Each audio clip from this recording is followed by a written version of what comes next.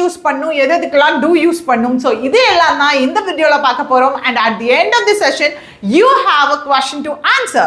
So கண்டிப்பாக வீடியோட எண்டில் உங்களுக்கு ஒரு தெளிவான விளக்கம் கிடைக்கும். ஸோ எதுக்கு மேக் அண்ட் எதுக்கு டூ யூஸ் பண்ணணும் அப்படின்னு சொல்லிட்டு. So let's get started. So first பாருங்க, மேக்ல இருந்து போகலாம். மேக் அப்படின்றது பொறுத்த வரைக்கும் ஏதோ ஒரு விஷயத்த நீங்க புதுசா உருவாக்குறீங்க, ஆல்ரெடி இல்லை, அந்த விஷயத்தை நீங்க புதுசா உருவாக்குறீங்க அப்படின்னா மேக் யூஸ் பண்ணணும். For example, made of gold, இந்த ஆர்னமெண்ட் வந்து கோல்டுனால உருவாக்கப்பட்டது, அப்போ அதனால உருவாக்கப்பட்டது, அப்போ ஆல்ரெடி இல்லை, புதுசா உருவாக்கியிருக்காங்க, மேட் ஆஃப் கோல்ட், ரைட்? அதே மாதிரி மேட் ஃப்ரம் கிரேப்ஸ். ஓகே, ஒரு வைன் இருக்கு, அது எப்படி உருவாச்சு அப்படின்னா அந்த கிரேப்ஸ்னால உருவாச்சு. ஓகே, கிரேப்ஸ்ல இருந்து உருவாச்சு.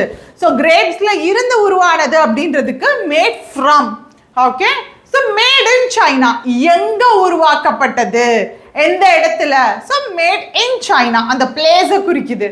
அண்ட் அதே மாதிரி made by me.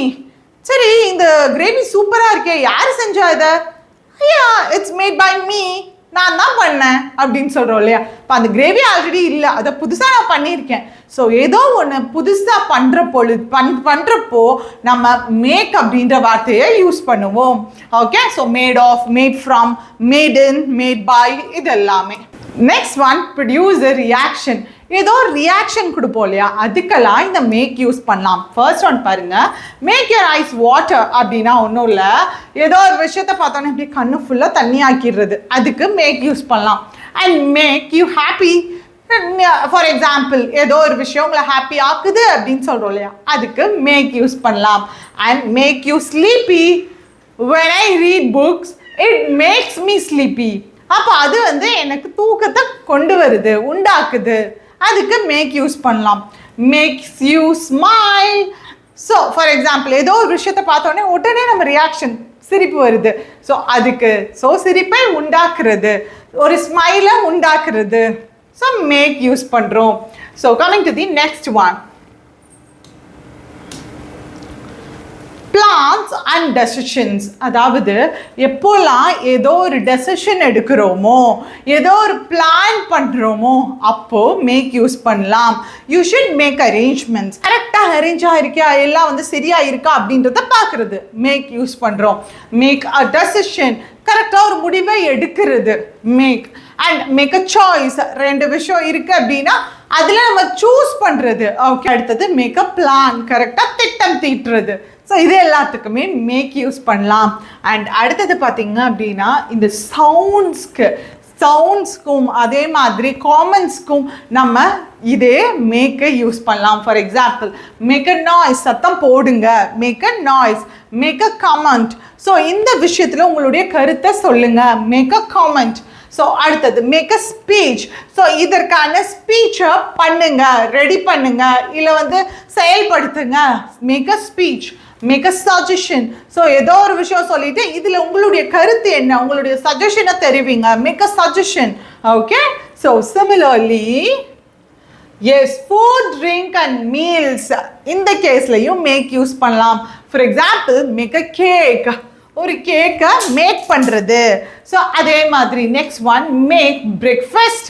So breakfast make பண்ணுறது, ஸோ பிரேக்ஃபாஸ்ட் செய்கிறதுன்னு சொல்கிறோம்ல, அதுதான். அண்ட் அதே மாதிரி மேக் டின்னர், டின்னர் செய்கிறது, ஓகே, சாப்பாடை செய்கிறது, ஸோ டின்னர் செய்கிறது. And make a cup of coffee. Do வந்துட்டாங்க. டூ எப்போ யூஸ் பண்ணுவோம் அப்படின்னு கேட்டிங்கன்னா, வேர்புக்கு பதிலாக இந்த டூன்ற வார்த்தையை ரீப்ளேஸ் பண்ணலாம். ஃபார் எக்ஸாம்பிள், இப்போ டூ யோர் ஹேர்னு இருக்குல்ல, கட் யோர் ஹேர் அப்படின்றதோ, இல்லை பார்த்தீங்க அப்படின்னா ஸ்ட்ரெயிட்டன் யோர் ஹேர் அப்படின்றதோ.